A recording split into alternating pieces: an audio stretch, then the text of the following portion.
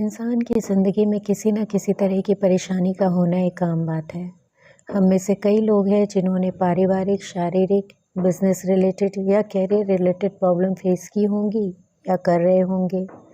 आज से करीब 5 साल पहले 42 साल की उम्र में मैं भी एक शारीरिक कष्ट से जूझ रही थी। डायग्नोसिस के बाद मुझे पता चला कि मुझे रूमेटॉइड आर्थराइटिस है। एक पल के लिए तो आँखों के सामने अंधेरा सा छा गया था, क्योंकि ये कभी भी ठीक ना होने वाली बीमारी है।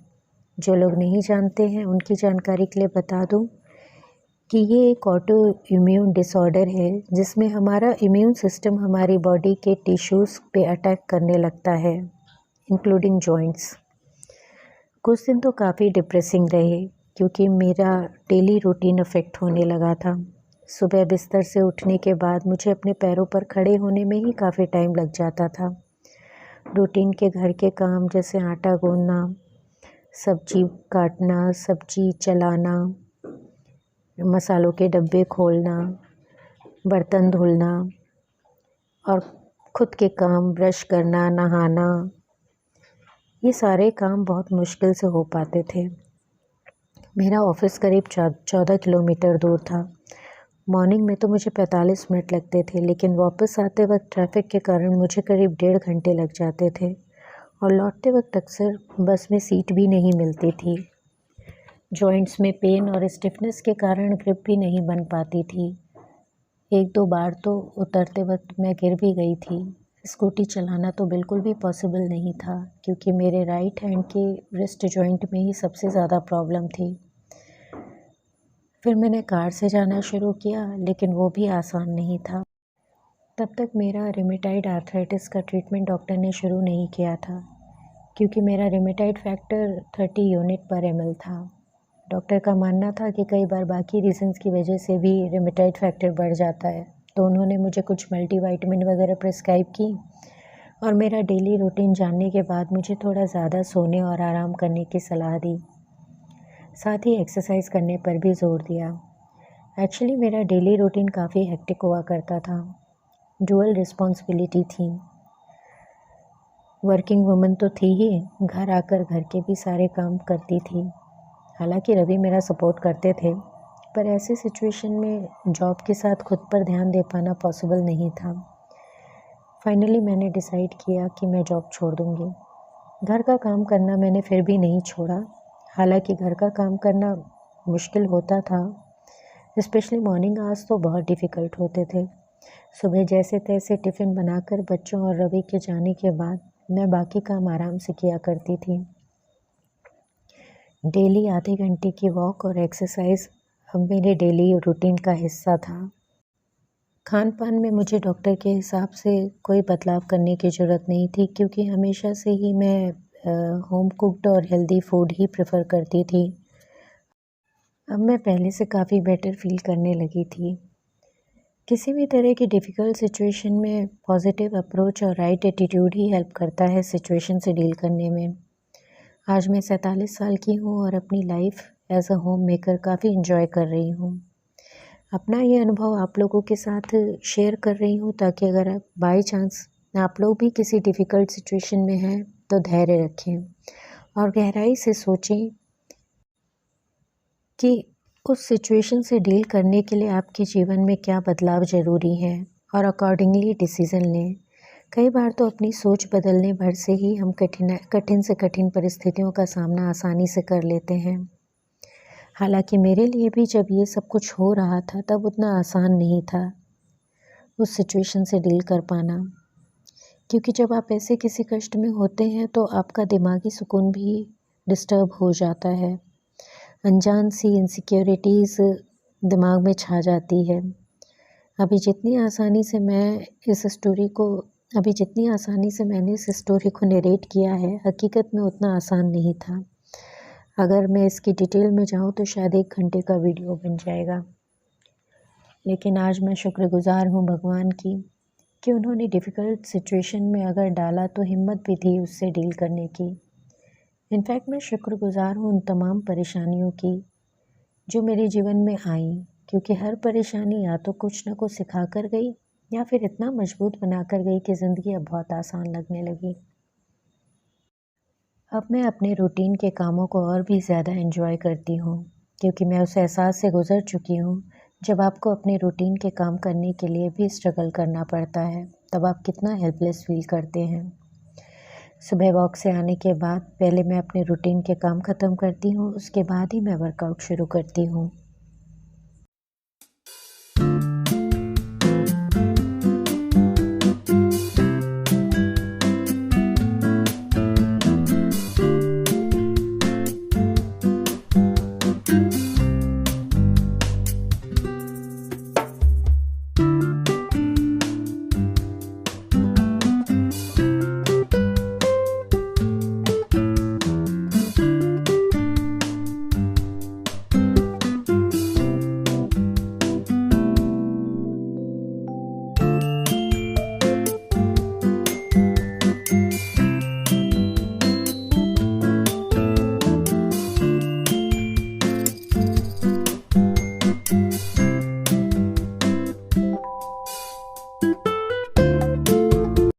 वर्कआउट या योग शुरू करने से पहले, करने के दौरान और करने के बाद भी ब्रूनो के साथ मस्ती चलती रहती है।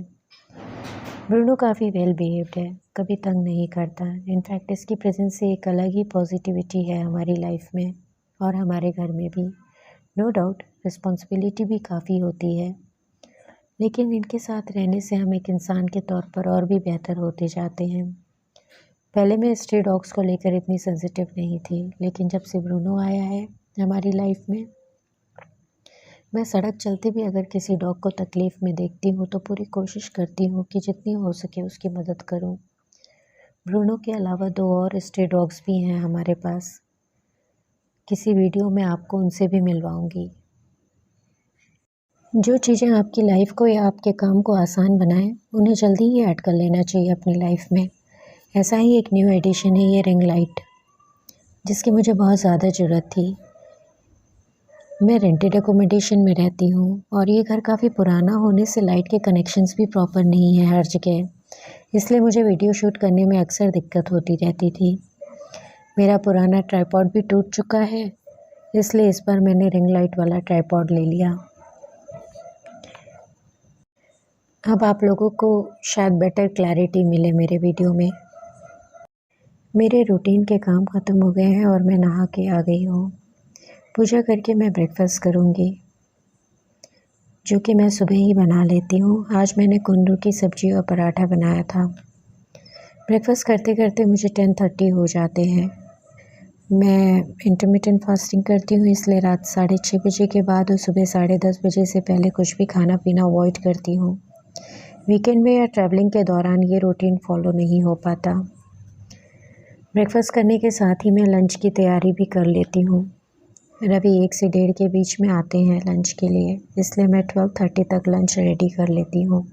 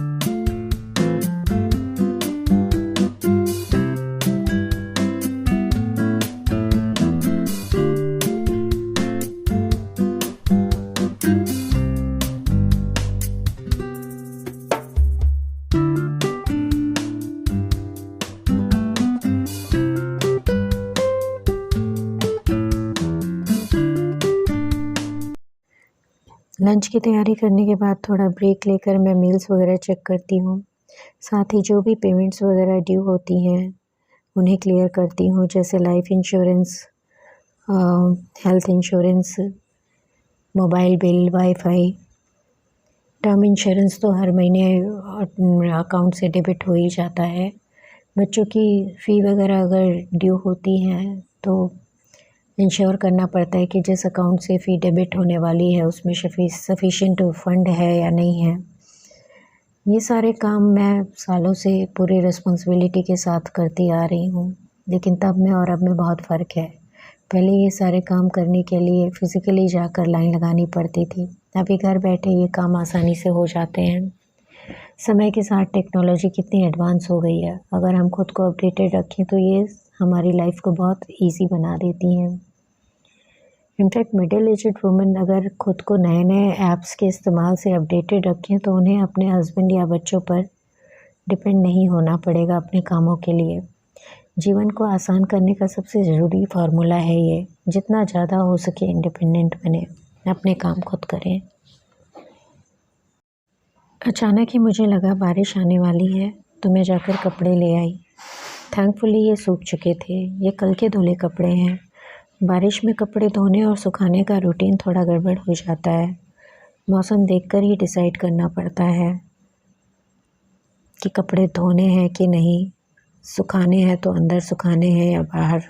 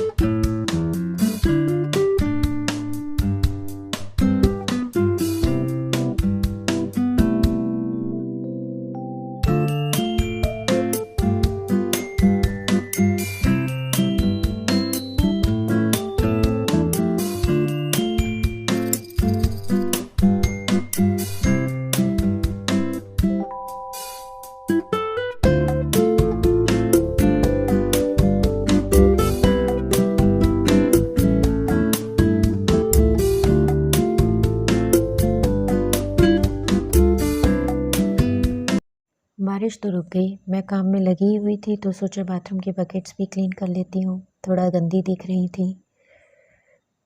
हार्पिक डालकर थोड़ा स्क्रब करने से ये आसानी से साफ़ हो जाती है, पर यह करते वक्त हैंड ग्लव्स पहनना ना भूलें। महीने में एक बार भी अच्छी तरह से क्लीन कर लो तो बकेट हमेशा नई जैसी ही लगती है।